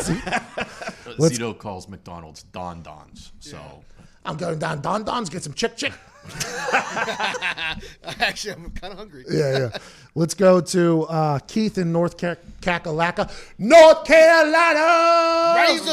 Razor! Take your shirt off! Take your shirt off! Wrap it around your head. Twist it like a helicopter. Spin it like a helicopter. Heard it both ways. Oh, you got me. Well, Petey But Pop. hey, Pat, I just wanted to say happy belated 420. Hope you got your extra dose of vitamins yesterday. I know I did. And also I wanted to say the guy from Friday was a stooge. Ain't no way we need Cam Newton in Dallas. Jerry Jones is enough drama. As a matter of fact, never mind. If they do, go ahead, do that, and then I'll just be a Chiefs fan. That's fine. Keith said if they get rid, he's referring to something a caller from the Cowboys Nation Faithful who lives in Houston said that he's 100% okay with Jerry Jones telling Dak Prescott to take a hike, cutting up his contract, and bringing in Cam Newton, allowing Dak Prescott to be a free agent, cutting ties with the franchise tag. He can sign that franchise tag all the way up until July. By the way, I don't think the NFL is 100% certain what's going to happen this season, maybe until July or even past that. There's a lot of decisions that are going to be made this weekend or this week during the draft. There's a lot of free agent decisions that have to be made after the draft, not only with Cam Newton, but with a lot of other older vets who maybe didn't get signed in the first day or second day of free agency, kind of see how the chips fall in the draft. Nobody knows what's going to happen with the Cowboys and Dak Prescott, but I, along with many others, have maintained the thought that if they really thought Dak Prescott was the quarterback of their future, they would have signed him long-term already. They have paid everybody. They think Amari Cooper is their long-term wide receiver. They think Zeke is their long-term running back. They think Jalen Smith is their long-term linebacker. They think Teo Collins is their long-term offensive lineman. They think everybody there is long-term except for Dak Prescott. And I'm only saying that because they haven't been able to work out a long-term deal. Franchise tag now is going to be around $33 million. I mean, numbers are coming out that it was once 28, then 31.9. It's going to end up being like $33 million according to our math. Now, granted, our math might be very wrong, but according to our math, it'll be around $33 million, 33.9 almost. And the fact that he's looked at that piece of paper and said, nah, I don't want that. I want a long-term deal means Dak isn't going to sign that franchise tag. I don't think it's going to happen in July where he's going to be like, you know what? I watched Zeke do all the training camp in Cabo, then get broken off. I'm going to sign this franchise tag before training camp because I'm a quarterback. I'm going to be a good guy. Remember, I have said that if I saw a piece of paper that said I was going to get $33 million in the next 6-7 months, I would sign it as soon as that thing touched the desk. I did that with the franchise tag for the punter deal, and it was $2.5 million. And I was like, let me sign that thing before they rip it up and say, no, you're not getting it. Now, not a great deal, obviously. I made more money in the next round. I got franchise tag for a year. But Dak Prescott has played this very close to the vest, how he wants to handle his business. He wants a 4-year deal. He wants to be paid a lot of money. And Dak Prescott, who's been underpaid, I think he absolutely deserves it. But there has to be a reason why the Cowboys and Dak haven't been able to figure it out. And a lot of people are thinking it's because Jerry Jones isn't sold on the Dak Prescott Prescott. If they paid Dak, they paid Zeke, Amari, everybody we just mentioned, they're potentially going to land in the same exact situation that the Los Angeles Rams have landed in, which as soon as you get an injury or an underperformance, you have to start cutting high-profile players or trading high-profile players. I don't know what they're going to do, but there's another scene that could potentially escalate on draft night if Jerry wants to make a play or two. Yeah, I mean, at this point, like you said, I think he thinks that he has earned that contract, too, with his play. Which we, by the way, have agreed with. We very much agree with. So why would he at this point, after all this time, just be like, no, you're right. You're right. You know what? Now that you said it in July, what I was thinking in May and June and April and even March and even all of last season was wrong. I'm going to sign this piece of paper for a 1-year deal. I don't think that's going to happen. No, there's no way. That is just not how they say the conversations with Dak and his team have been going with the Cowboys. It's the complete opposite. They're like, we want this, and we're not signing anything else. And Jerry's like, I'll tell you, have you seen Cam Newton playing football on Instagram? I will cut that franchise. I'm intrigued to see how it all works I mean, out. he's got to look around and people who were drafted similar years to him, and like in Carson Wentz and Jared Goff, and like those teams did the right thing and paid them early. Like you don't mess around with quarterback deals normally if you think they're the future of your team. Dak has not been treated properly financially. He got drafted late. He turned into a superstar. He retired Tony Romo. He hasn't really done much in the playoffs, obviously, but he's outperformed his old contract. You would have thought they would have signed him to a long one, but they haven't. Is it because Mike McCarthy wants to see if he likes him? Maybe. Maybe they're like, hey, let's do one more year. Let me see if I like him. I might not like him. Maybe I don't like him. You just signed me to a 7-year deal or whatever. Maybe I won't like him. Or maybe it's because Jerry isn't 100% sold that last year's Dak is going to be the Dak going forward. And I just don't know if Dak wants to play that game because you can lose a lot of money if you're Dak Prescott and you play a terrible year next year. And he probably knows that. He's hot right now. And the Cowboys need a quarterback. What are they going to do? Take Kellen Moore's little 12-year-old ass out of the hat and out of the clipboard and put him in there? I don't think so. I don't know what they're going to do. We got to get to a break because we're going to try to get Carson Palmer on the other side.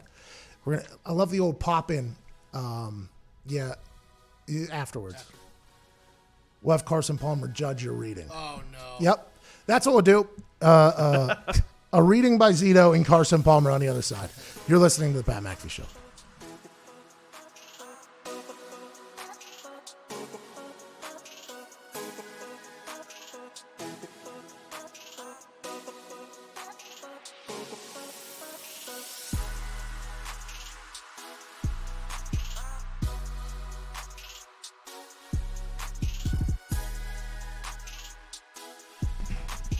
Hello. Okay, let's get to some phone calls, shall we? Let's go to Camden down there in Texas, Lone Star State. Camden, what's going on? What part of Texas you in? Hey, I'm in Amarillo up there in the Panhandle. Hey, are we clear from the radio? Yeah. Okay, I want to talk about Tony Khan because that fucking stooge, that guy's already ruined one football team in Fulham SC over there in London, and now he's going to ruin the Jacksonville Jaguars, Pat. What are we going to do to stop him? I love this guy. I appreciate you asking if we're clear from FCC guidelines before doing that. Tony Khan and Ngakoue got into a Twitter beef yesterday. Ngakoue was saying, hey, get me the hell out of here. He's been very vocal about wanting to be traded. He wants out of Duval. Tony Khan engaged in him because Tony Khan, by the way, not only the son of Shada Khan, the owner of the Jacksonville Jaguars and Fulham and an incredible yacht and a stadium in Jacksonville that has 2 pools in it and everything like that. Tony Khan, his son, is also owner of the Jaguars, and he's founder, president, owner of AEW, which is a wrestling promotion. So he turned a little bit heel. He came out a little bit outspoken because Ngakoue has been burying the Jacksonville Jaguars. He started tweeting back and forth and then even ended it by saying, oh, by the way, no, there hasn't been good compensation for you. Nobody wants to trade for you. And I'm not 100% sure you tweeting back and forth with the owner's kid is raising your price at all. TBH or BTW, he said. Tony Khan went into a full Twitter beef for the guy that wants the hell out of his program. And I'm going to be honest. I don't hate it. I don't hate it by either side. I liked it Ngakoue was sending tweets to his owner, to the owner of the team that he's currently on. I love that. I absolutely love that. I would like to think that if I was in his position, which I never would be because he's a freak athlete, I would do the same thing. But I also like that Tony Khan got in there and started dancing with him a little bit too. I like this. I don't know if he's going to get traded, but I know he's probably never going to step foot back in that facility ever again. Yes. Camden, are you a Jaguars fan? No, I'm not. I would consider myself a Broncos fan ever since Peyton Manning was there. I was always a big Peyton Manning fan. But I just feel bad for Shahid Khan. He's the epitome of the American dream. He's an immigrant from Pakistan, made $1 billion redesigning the bumper, and now his son is just ruining his legacy.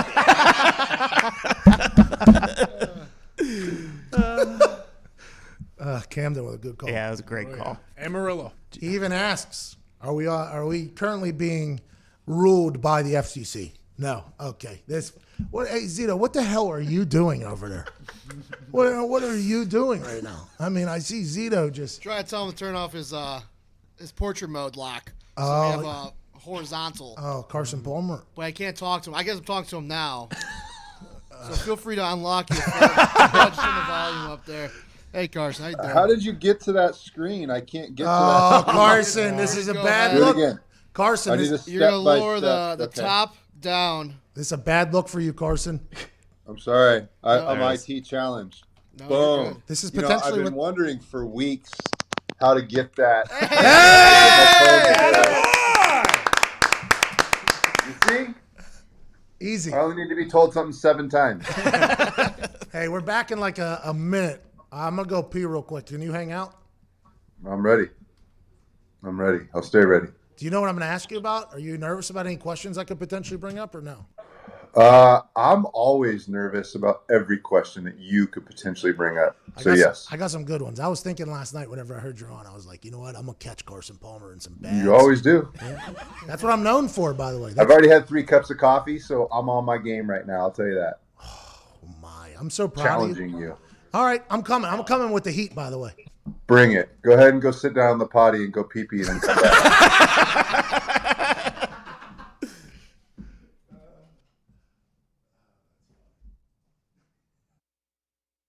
The Bengals as an organization, nothing much has changed since you've left. Nothing much has changed. Nothing much has changed since Boomer left on the next stage over here in the late 80s.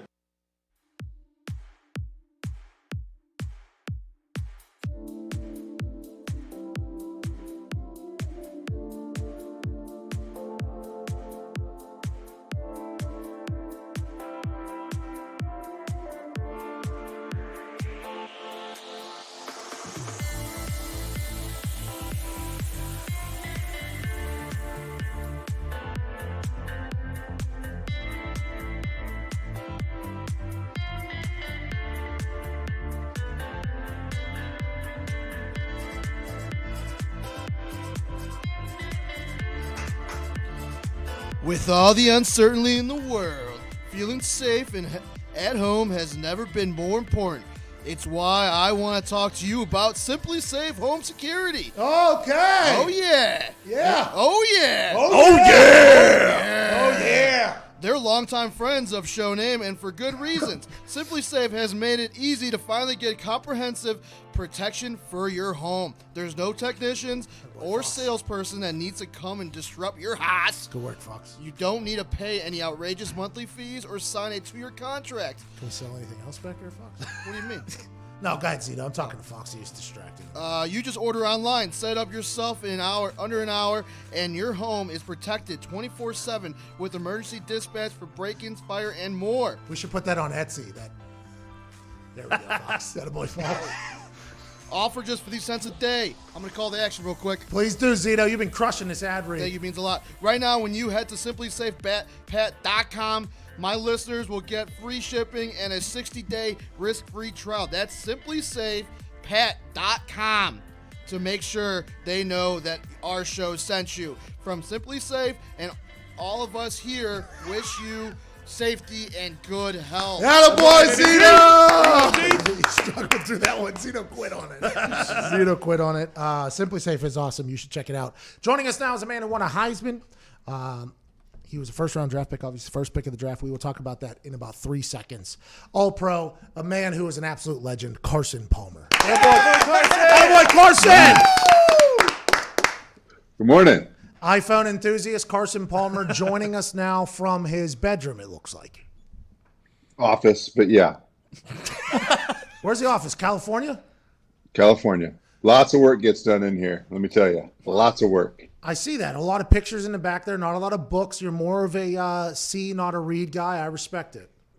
Yeah, I like videos or picture books. Me too. I'm the same exact way. I'm Yeah. a visual learner. Let's talk about, you were the last #1 overall pick quarterback to the Cincinnati Bengals.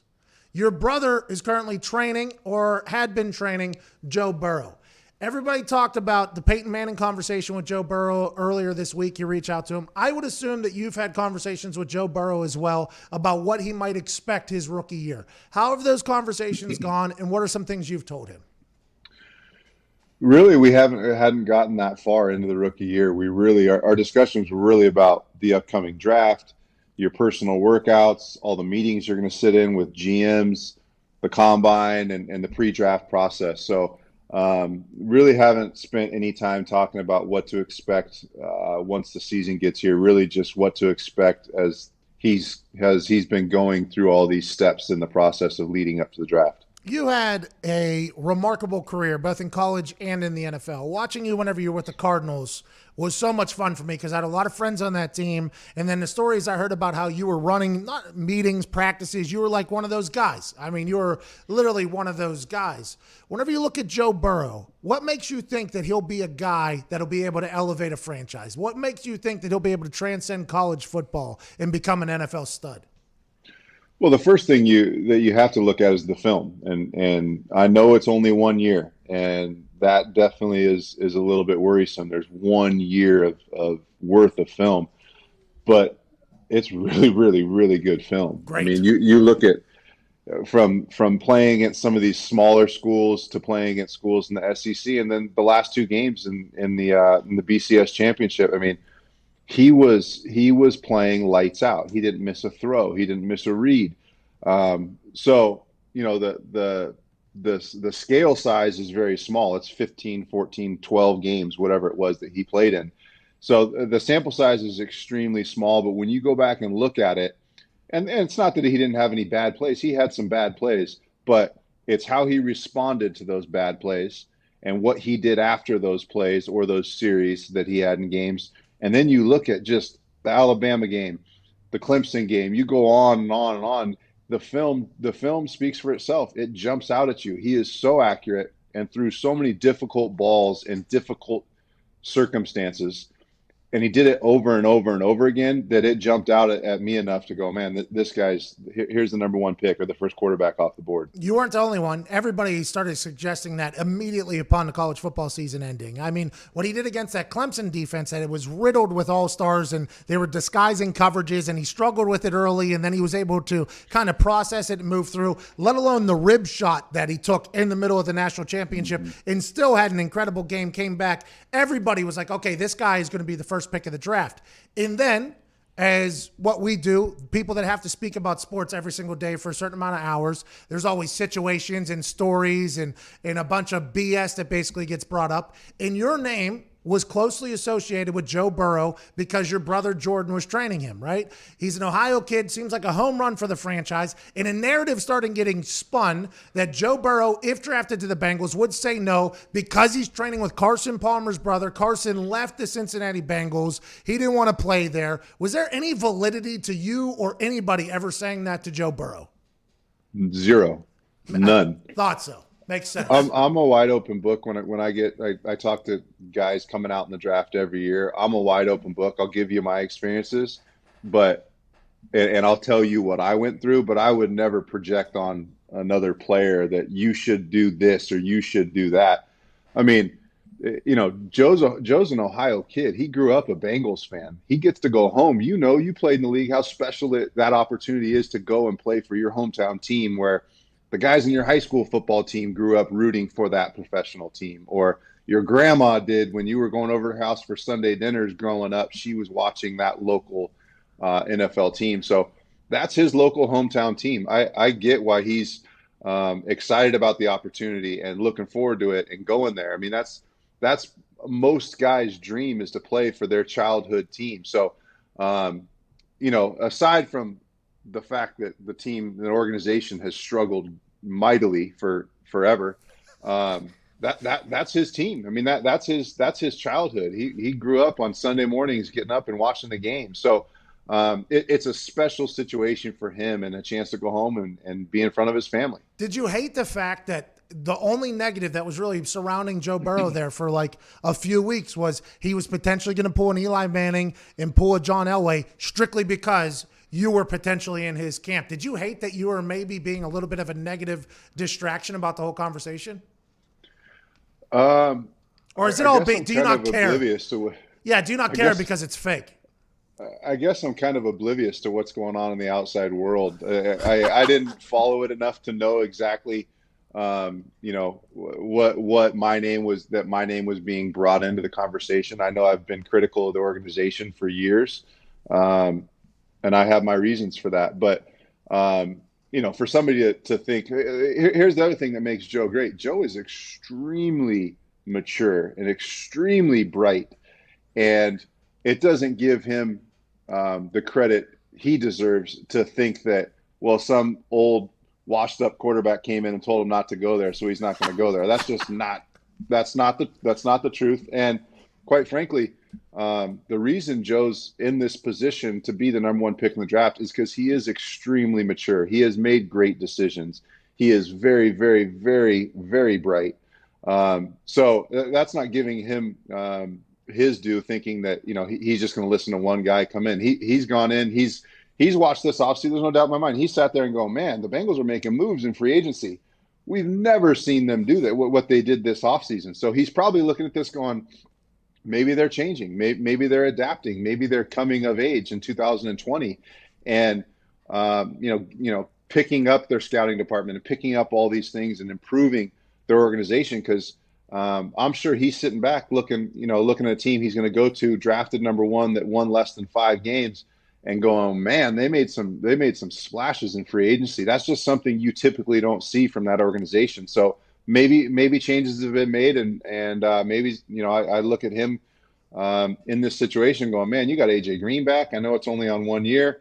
They have drafted well throughout the last 10 or 20 years. That they have picked good players in the draft. There's no doubt about that. And now they're spending in free agency, so that's definitely a positive.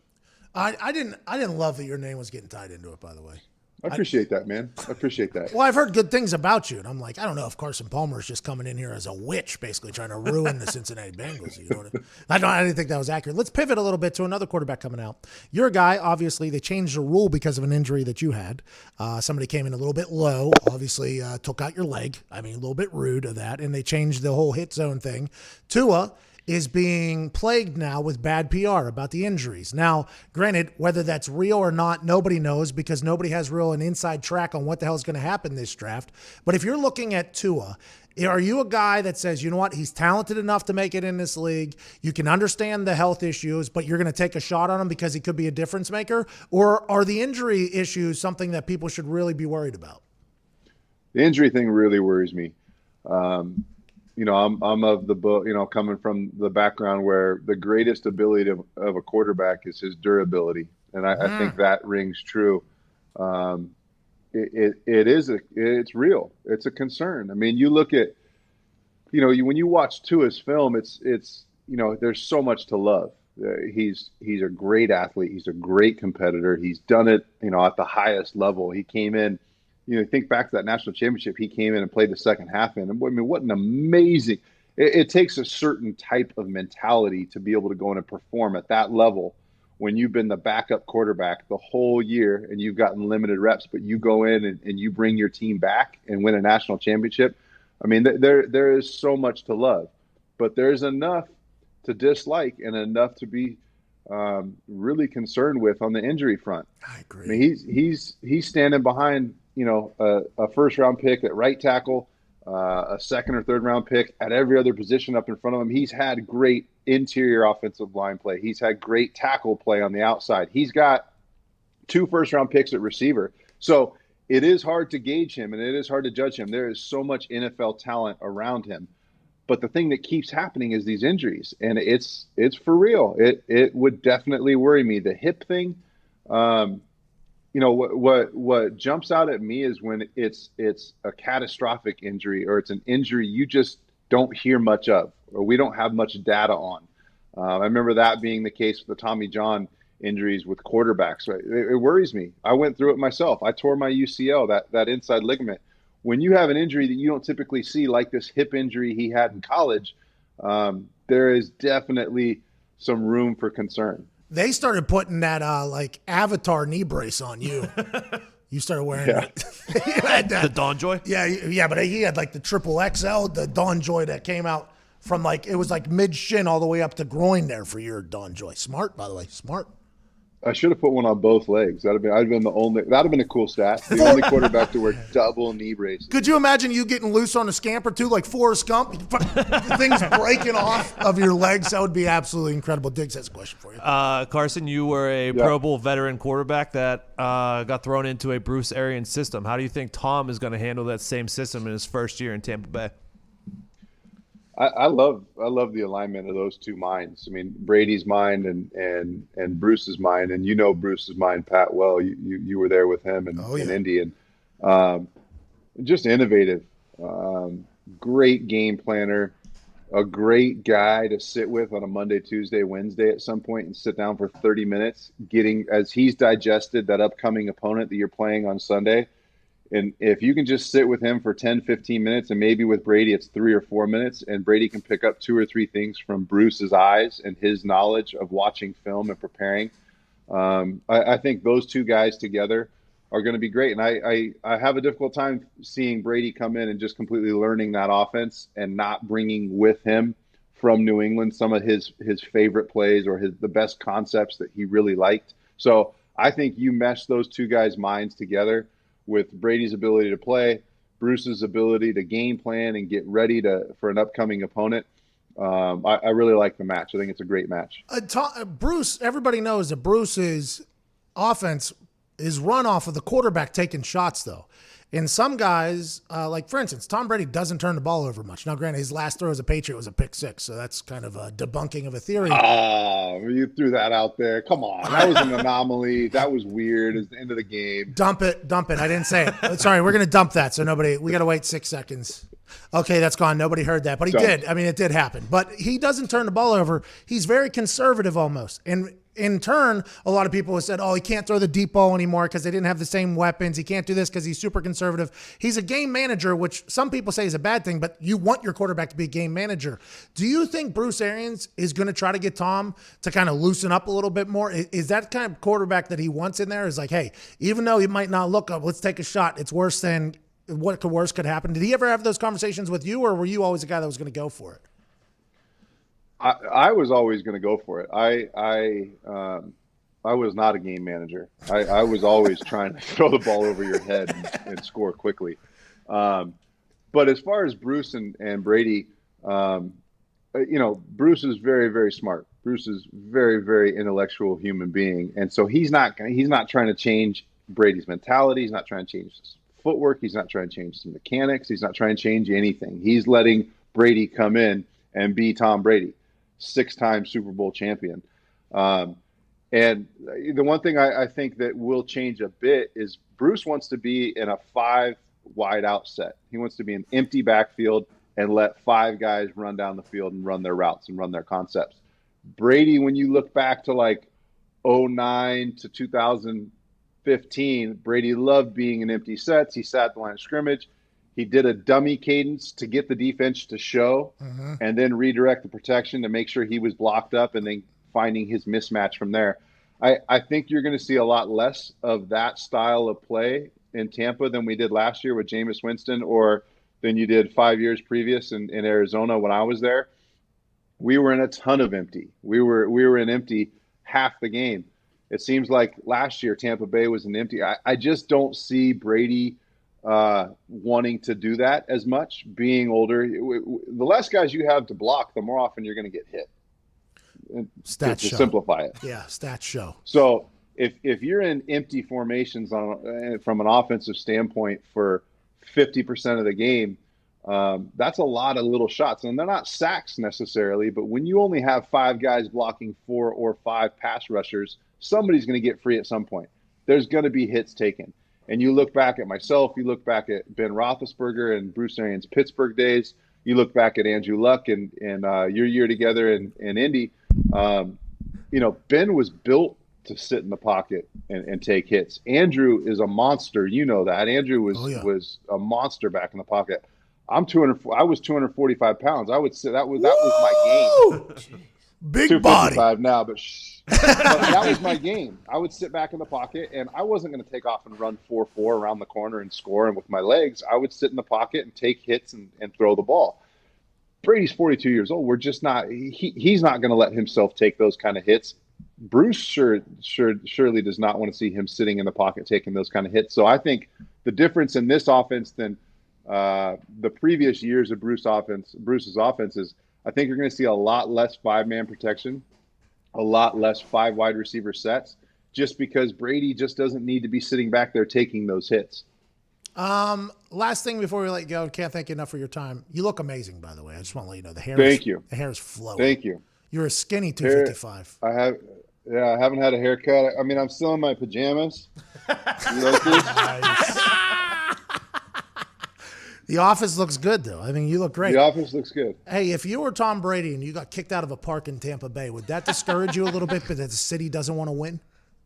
I'd go back to New England. He should go back. Can he get out of that? Is that how that works? Can you just say, I'm going to go back? Well, it's city officials made me do it. I don't have a yard at Jeter's house. I would like to work out, and now the city won't let me do it. Carson, I can't thank you enough for joining us, man. You're awesome. Pat, thanks for having me, man. Hey, we had Takeo Spikes on earlier. You were teammates with him?